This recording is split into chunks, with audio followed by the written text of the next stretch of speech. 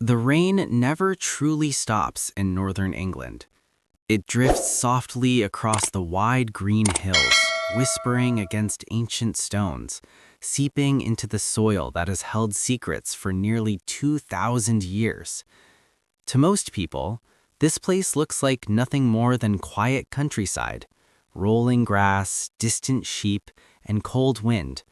But beneath the earth lies one of the greatest archaeological treasures in the world. This is Vindolanda, a place where time refuses to stay buried, where the Romans met the edge of the world. Long before the name England existed, before kings and castles, this land stood at the edge of the Roman Empire. The Romans had conquered much of the known world, but when they reached this wild northern land, they found something different. Cold, wet, untamed. Here, fierce Celtic tribes resisted them. Beyond this land lay nothing the Romans considered civilized. So they built a line of defense, a frontier between order and chaos. That frontier would later become Hadrian's Wall, but before that mighty stone barrier was completed, the Romans built forts to protect their soldiers. One of those forts was Vindolanda. It began as a wooden fort around 85 AD, sitting on a low hill beside a river. Roman soldiers lived here, far from home, guarding the northern frontier of their empire. They had no idea that their letters, their shoes, their prayers, and even their jokes would one day become the voices of history. Life at Vindolanda. Vindolanda was not just a military base, it was a small town. Inside its wooden and later stone walls lived soldiers, wives, children, merchants, blacksmiths, doctors, slaves, and cooks. The fort was alive with noise. Boots on gravel, horses snorting, hammers ringing against iron, and voices in Latin, Celtic, and other languages of the Roman world. The soldiers trained for battle, but when the day's work was done, they played games, wrote letters, drank wine, and complained about the cold. And yes, they complained a lot. The northern climate shocked men who came from warm places like Italy, Spain, and North Africa. Vindolanda was muddy, rainy, and brutally cold. Their sandals sank into wet ground. Their cloaks never fully dried. But life went on. Families were formed. Children grew up. People fell in love, argued, laughed, and died just as they do today. The voices in the dirt. For centuries, Vindolanda disappeared. The fort collapsed, the wooden buildings rotted, stone walls crumbled. Grass grew, sheep grazed, people forgot, but the earth remembered. In the early 20th century, archaeologists began digging at Vindolanda. What they discovered would change our understanding of Roman Britain forever. Deep beneath the soil, preserved by thick layers of wet clay, they found something extraordinary: Roman writing tablets. Thin pieces of wood, no bigger than postcards, written in ink nearly 2,000 years ago. And they were not official military orders. They were personal letters. Letters from the past. One letter invited a friend to a birthday party. Another complained about poor quality beer. One soldier wrote home asking for warm socks.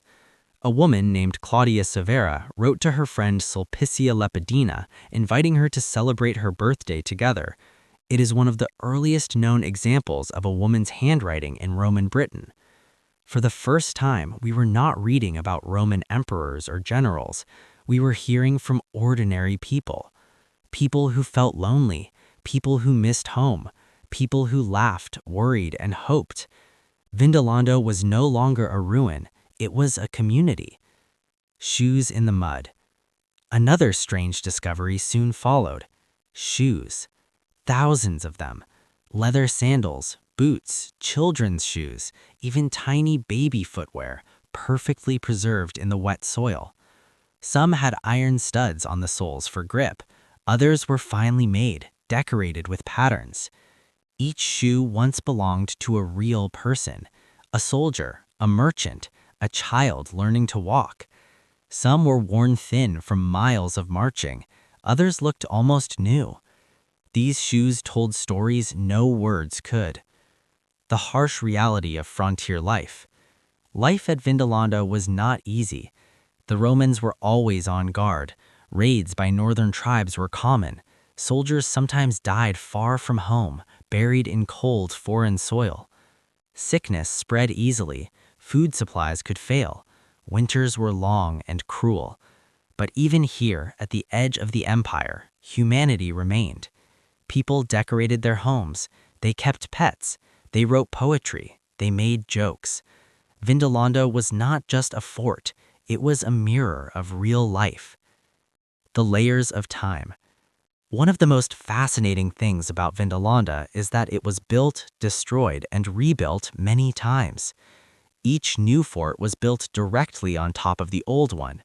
Wooden floors were covered by new floors, walls buried beneath newer walls, roads layered over older roads. Like pages in a book, each layer recorded a different chapter of history. When archaeologists dig, they don't just find objects, they travel through time. The archaeologists who listen to the earth. Excavating Vindolanda is slow and careful work. Every spade of soil could reveal something that hasn't been touched since Roman hands left it. Modern archaeologists work in muddy trenches, sometimes knee-deep in water. They scrape gently, knowing that even a broken piece of wood could hold ancient writing. When a tablet or shoe or coin is found, it is treated with reverence, because someone once held it, someone lived with it, someone lost it. Vindolanda is not about dead history, it is about human memory. A place that still speaks. Today, Vindolanda is one of the most important Roman sites in the world. Visitors walk past stone walls and reconstructed buildings. They see the bathhouses, barracks, and temples. But the real magic lies underground, where countless stories are still waiting. Even now, new discoveries are made every year. New letters, new tools, new clues. Vindolanda is not finished telling its story. Why Vindolanda matters. Vindolanda shows us something powerful. It reminds us that history is not just about emperors and wars. It is about people. A woman writing to her friend, a soldier asking for socks, a child losing a shoe, a family celebrating a birthday. 2,000 years ago, they lived, loved, worried, and hoped, just like us. And thanks to Vindolanda, their voices were never truly lost. Final thought. In the quiet fields of northern England, beneath rain-soaked grass and ancient stone, lies a bridge between past and present.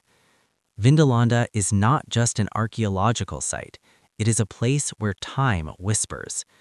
And if you listen closely enough, you can still hear the footsteps of Rome in the mud.